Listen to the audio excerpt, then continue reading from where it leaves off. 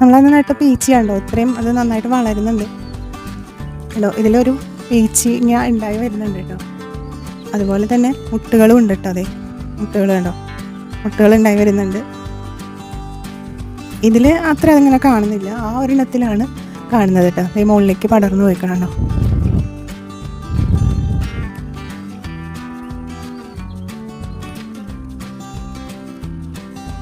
Dahlia, വിരിഞ്ഞു വരുന്ന dahlia.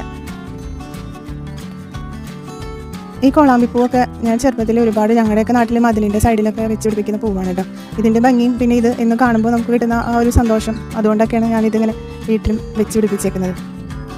ഞാനിവിടെ വെച്ച് പിടിപ്പിച്ചിട്ടുള്ള പൂച്ചെടികളെല്ലാം കേട്ടോ എൻ്റെ ലൈഫിൽ എന്തെങ്കിലും ഒരു ബന്ധം കാണും, അതിനൊക്കെ ആയിട്ട് റിലേറ്റ് ചെയ്യാൻ പറ്റുന്നതായിരിക്കും. അങ്ങനെ അതിനോടുള്ള ആ ഒരു ഇഷ്ടം കൊണ്ടാണ്, അത് എന്നും കാണാൻ വേണ്ടിയിട്ടാണ് ആ ചെടികളൊക്കെ വെക്കുന്നത്. ഇലച്ചെടികളൊക്കെ കുറേ എനിക്ക് എന്താ പറയുക, ഇപ്പോൾ ഞാൻ കളക്ട് ചെയ്തിട്ട് തന്നെ ഉള്ളതാണ്. ഇതിനേക്കാളൊക്കെ ഇഷ്ടം എനിക്ക് പൂച്ചെടികളോട് തന്നെയാണ്. രാവിലെ തന്നെ ആയതുകൊണ്ട് ആകെ ഇരുട്ട് മൂടി നിൽക്കുന്ന ഒരവസ്ഥയാണ്.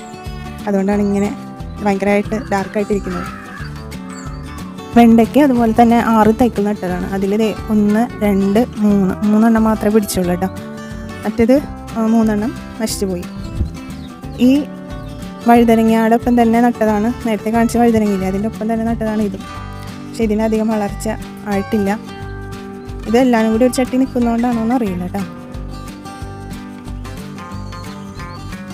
മഞ്ഞ കളർ കൊങ്ങിണിച്ചെടിയിൽ DAP ഇട്ട് കൊടുത്തതിന് ശേഷം ഉണ്ടായ പൂക്കളാണ് കേട്ടോ. അത് മുട്ടും പൂക്കളൊക്കെ ആയിട്ട് വരുന്നുണ്ട്. ഇതിലാണ് കുറച്ചും കൂടി പൂക്കളായി നിൽക്കുന്നത്. നിറയെ മുട്ടുണ്ട് കേട്ടോ, അത് വിരിഞ്ഞിട്ടില്ല, മൊത്തത്തിൽ വിരിഞ്ഞിട്ടില്ല. അതാണ് ഇങ്ങനെ നിൽക്കുന്നത്. നമ്മുടെ ആമ്പൽക്കുളം ശരിക്കും ഒന്നും കൂടി ഒന്ന് ക്ലീൻ ചെയ്ത് പെയിൻറ്റൊക്കെ അടിക്കാനുണ്ട് കേട്ടോ. അതാണ് ഇങ്ങോട്ട് മാറ്റിയിട്ടേക്കുന്നത്. ഇതിൽ മീനുകളെയൊക്കെ എടുത്തൊന്ന് മാറ്റിയിട്ട് വേണം ചെയ്യണമെന്നുണ്ടെങ്കിൽ. എൻ്റെ ബ്രഷ് കാണുന്നില്ല, ഇവിടെ കൊണ്ട് വെച്ചെന്ന് ഓർമ്മയില്ല, ആ ബ്രഷ് അന്വേഷിച്ചെടുക്കണം. അല്ലെന്നുണ്ടെങ്കിൽ നമുക്കിത് പെട്ടെന്ന് തന്നെ ക്ലീൻ ചെയ്തിട്ട് പെയിൻ്റ് അടിച്ച് ഇവിടുന്ന് മാറ്റണമായിരുന്നു. വഴുതനങ്ങയുടെ കടയ്ക്ക് കുറച്ച് മണ്ണ് ഇളക്കി കൊടുക്കുന്നുണ്ട് കേട്ടോ. എന്നാൽ മാത്രമേ ഇത് പെട്ടെന്ന് വളരാനൊക്കെ ഹെൽപ്പ് ചെയ്യും. മണ്ണ് ഇളക്കി കൊടുക്കുമ്പോൾ നമ്മൾ 6 വഴുതനങ്ങയാണ് നട്ടത് തന്നെ. പക്ഷേ അതിൽ 4 നന്നായിട്ട് പിടിച്ച് വന്നുള്ളൂ, ബാക്കി 2 ചീത്തയായി പോയി. അത്രയും അങ്ങോട്ട് വളർച്ച അതിന് കിട്ടിയിട്ടില്ല. മറ്റേ 2 ഇതിൻ്റെ അത്രയ്ക്കും അങ്ങോട്ട് വളർച്ച ഉണ്ടായില്ല.